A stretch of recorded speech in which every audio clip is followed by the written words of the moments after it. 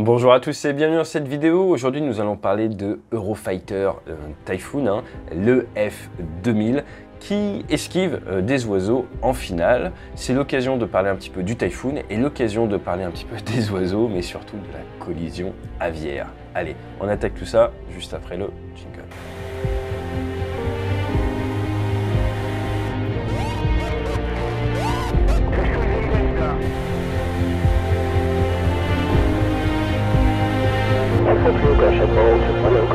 Roger ball.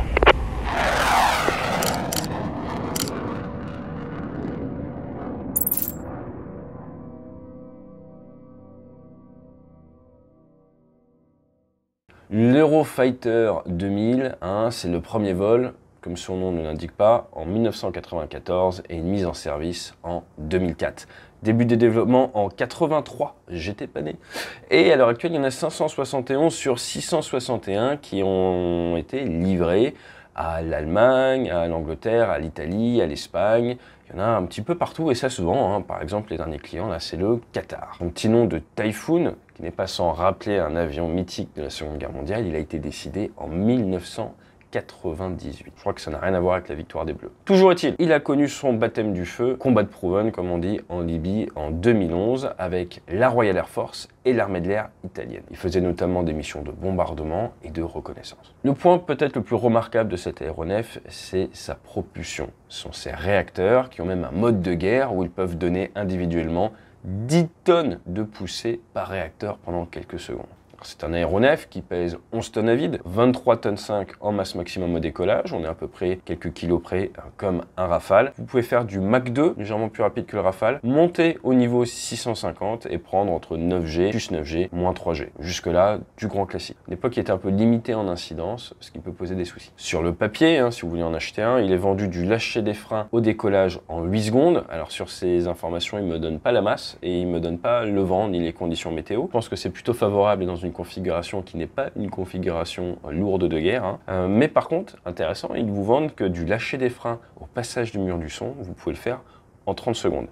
Quand je vous dis qu'il accélère, il accélère. 2 minutes 30 pour lâcher les freins, monter au niveau 360 à Mach 1.6, donc pour doubler l'EasyJet, ça va assez vite en 2 minutes 30. Et vous comprenez donc pourquoi les heures de pilote de chasse, les heures de vol, on ne peut pas vraiment les comparer à des heures de pilote de ligne. Et c'est le pilote de chasse reconverti qui vous dit ça. D'un point de vue de l'armement, eh bien là vous avez du Mauser 27 mm, de l'AMRAAM, du Meteor, de l'IRST, de l'ASRAAM, j'avoue c'est mon nom de missile préféré, et forcément du Sidewinder, du ARM, ce qui vous permet de faire de la SEAD, Suppression of Enemy Air Defense. On a beaucoup parlé de la GM88 en Ukraine ces derniers temps. Là, c'est une capacité que le Rafale n'a pas développée, mais apparemment qu'on souhaite aller chercher sur Rafale maintenant. Et également, autre point que j'aime beaucoup, ce sont les leurres tractés. Leurres tractés qui existent sur Rafale, mais que pour les clients indiens à l'export. Le leurre tracté, ça vous permet de tracter un leurre qui va travailler avec vos systèmes de brouillage et de leurrage embarqués dans l'avion.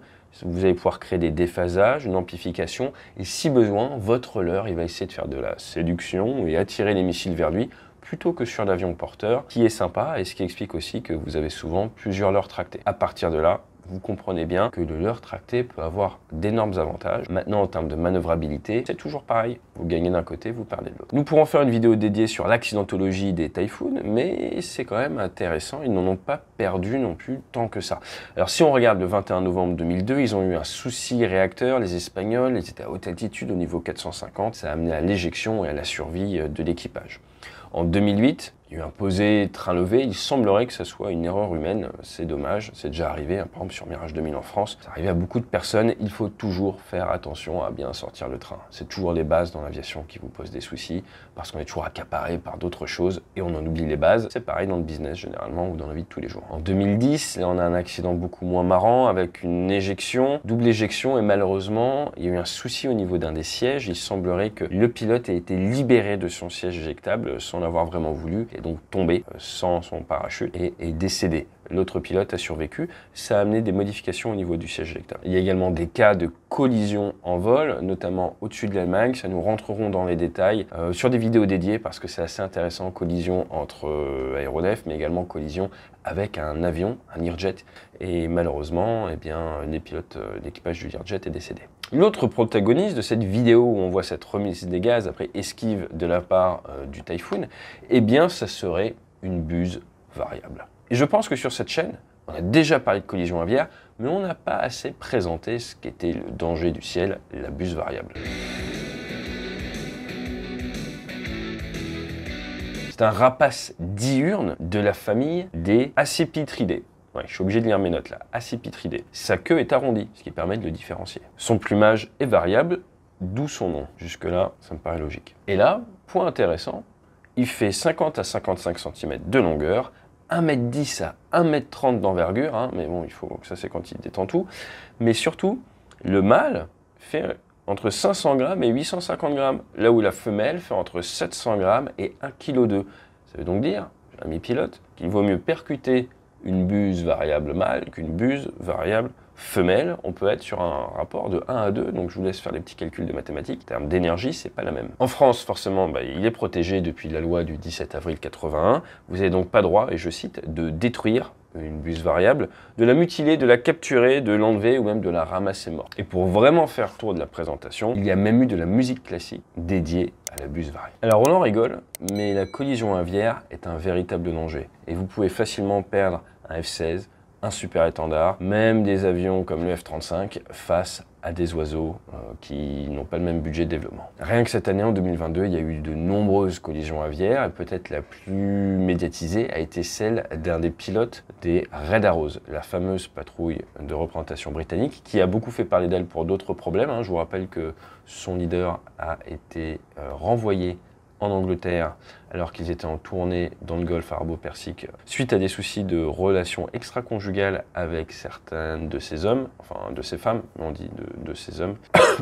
Mais cela ne nous regarde pas. Là, je le précise, cela ne nous regarde pas. Regarde pas, et ce n'est certainement pas à nous de divulguer les ragots. Toujours est-il, un des Red Arrows a tapé un oiseau et s'est retrouvé à voler un petit peu en cabriolet. Ça, c'est typique de ce qui peut vous arriver quand vous percutez un oiseau d'à peu près 1 kg à basse altitude. S'il tape la verrière, vous allez avoir ce genre de problème, ou vous allez perdre la visibilité parce qu'il y aura du sang partout.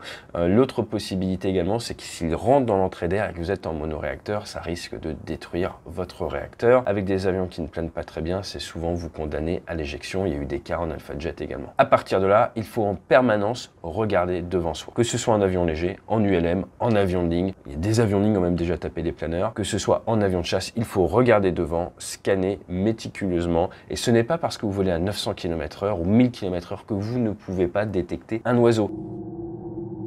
Si vous avez un bon scan visuel, si régulièrement vous regardez devant vous, vous allez pouvoir détecter les oiseaux. Les oiseaux, s'ils vous entendent rabattre une aile, essayent de descendre. Donc de manière générale, face à un oiseau, nous essayons de monter. On tire sur le manche plus qu'on ne pousse. Je vous rappelle qu'il y a un Robin d'Air 400 140B le 18 avril 2021, bien qui, suite à une grosse collision aviaire, malheureusement s'est écrasé. Il venait de l'aéroclub Paris Aéro et 4 personnes sont décédées. Donc il faut à tout prix essayer de détecter ces oiseaux. Ne comptez pas sur leur système d'évitement, essayez-vous d'éviter. Et c'est en fait la raison pour laquelle je m'attarde sur cette vidéo. Vous pouvez le voir, vous êtes à bord d'un avion à plusieurs dizaines de millions d'euros, vous êtes en approche, il y a des oiseaux qui vous passent devant. Eh bien, il y a un moment, si vous estimez qu'il n'est pas possible de se poser en toute sécurité, les ailes à plat, plein gaz, remise des gaz. Certains grands terrains ont des dispositifs d'effarouchement, anti-oiseaux. Vous pouvez même avoir des fauconniers sur certaines bases.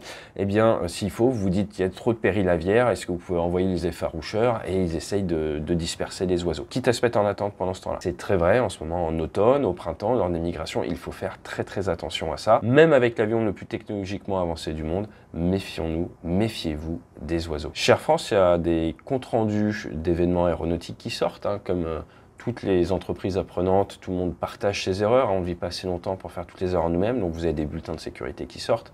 Vous avez des bulletins dans l'armée, il y a des bulletins dans les grandes compagnies.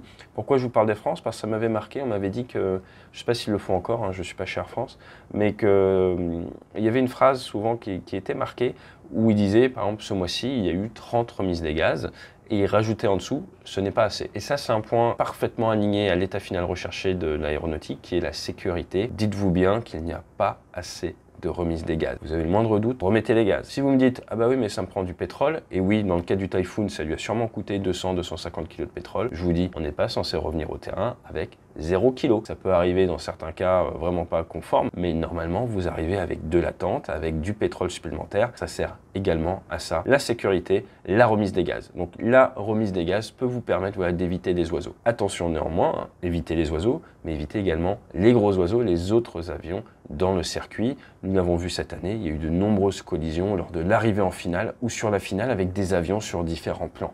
Donc regardez autour de vous et n'oubliez pas, dans l'aéronautique, vous voyez également grâce à vos oreilles. Alors je sais, les oiseaux ne font pas de messages d'auto-information, mais les autres aéronefs le font. N'hésitez pas à bien intellectualiser le fait que vos oreilles vont vous permettre de voir et vous construire une parfaite conscience de la situation. Et si vous estimez qu'il y a beaucoup d'oiseaux, n'hésitez pas à le dire à la radio à vos collègues. Hein. C'est pas comme sur la route, on peut être sympa les uns avec les autres. Allez, fly safe.